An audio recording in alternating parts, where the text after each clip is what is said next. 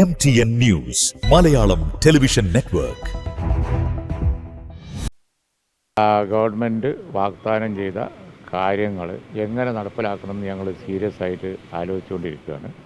അനുദിനം വന്നുകൊണ്ടിരിക്കുന്ന ഓരോരോ കാര്യങ്ങളിൽ പിന്നെ അപ്പപ്പോൾ പ്രതികരണം എന്ന രീതി എനിക്കില്ല. അപ്പോൾ അതുകൊണ്ട് തന്നെ എൻ്റെ ഡിപ്പാർട്ട്മെൻറ്റുമായിട്ട് ബന്ധപ്പെട്ട കാര്യങ്ങളിൽ ഗവർണറെ പ്രസംഗം വരാൻ പോവുകയാണ്. അതുപോലെ തന്നെ ഈ കേരളത്തിൻ്റെ തൊഴിലില്ലായ്മയിൽ വ്യവസായ വകുപ്പ് വളരെ സജീവമായി പങ്കെടുത്തുകൊണ്ട് എന്ത് ചെയ്യാൻ പറ്റും എന്ന് നോക്കുകയാണ്. ആ കാര്യങ്ങളാണ് ഇപ്പോൾ പ്രയോറിറ്റി.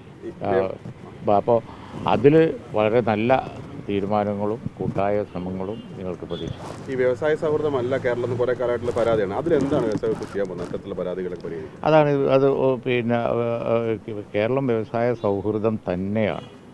ചില പൊല്യൂട്ടിങ് അതുപോലെ തന്നെ വലിയ പരിസ്ഥിതി പ്രശ്നങ്ങളുണ്ടാക്കുന്ന അത്തരം വ്യവസായങ്ങൾക്ക് തിക്കിളി പോപ്പുലേറ്റഡ് ആയതുകൊണ്ട് ചില പ്രശ്നങ്ങളുണ്ട് എന്ന് പറയുന്നത് ശരിയാണ്. പക്ഷേ കാലഘട്ടം വ്യവസായ മേഖലയിൽ ടെക്നോളജിക്കൽ ചേഞ്ച് ഇപ്പോൾ വന്നിരിക്കുന്നത് വെച്ച് നോക്കുകയാണ് എന്നുണ്ടെങ്കിൽ കേരളത്തിന് അനുയോജ്യമായ പല മേഖലകളുണ്ട്. ഇപ്പോൾ ഇൻഫർമേഷൻ ടെക്നോളജി, ആർട്ടിഫിഷ്യൽ ഇൻ്റലിജൻസ്, അതുപോലെ തന്നെ ഫുഡ് ടെക്നോളജി, അതുപോലെ പിന്നെ അങ്ങനെ ഒരുപാടുണ്ട്. അതിലൊക്കെ കേരളത്തിന് വലിയ ശക്തിയുണ്ട്. പാരിസ്ഥിതിക പ്രശ്നങ്ങളൊന്നും ഉണ്ടാക്കാത്ത ഒരുപാട്, എന്നാൽ തൊഴിലവസരങ്ങൾ ധാരാളം ഉണ്ടാക്കുന്ന ഒരുപാട് മേഖലകളുണ്ട്. അതിനെ സംബന്ധിച്ച് പിന്നെ നമ്മൾ സീരിയസ് ആയിട്ട് ആലോചിച്ചുകൊണ്ടിരിക്കുക. അല്ല, ആർട്ടിഫിഷ്യൽ ഇൻ്റലിജൻസ് എല്ലാ മേഖലകളിലും പ്രയോഗിക്കാവുന്ന ഒന്നാണ്.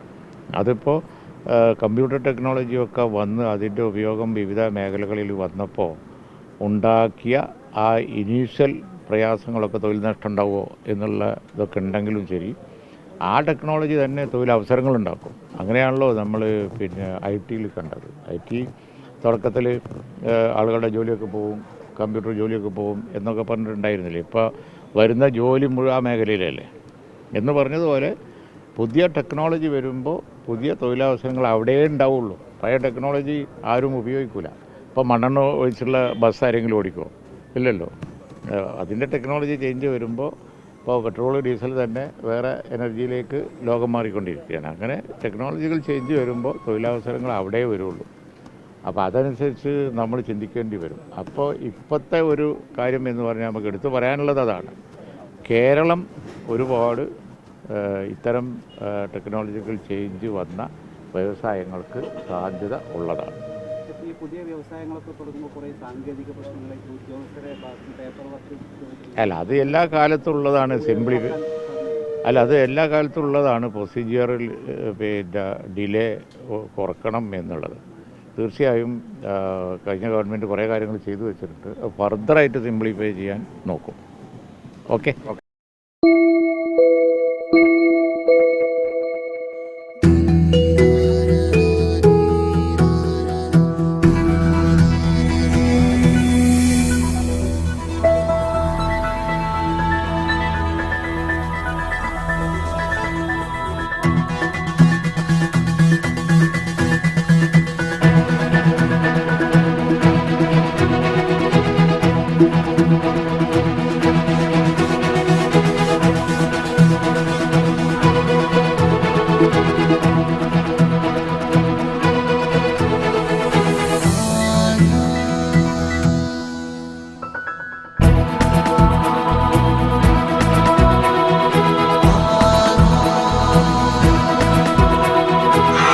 ഹൃദയം പറയും ആധാർ ഗോൾഡ്, കൊണ്ടോട്ടി, പേരാമ്പ്ര, മഞ്ചേരി, ചെമ്മാട്.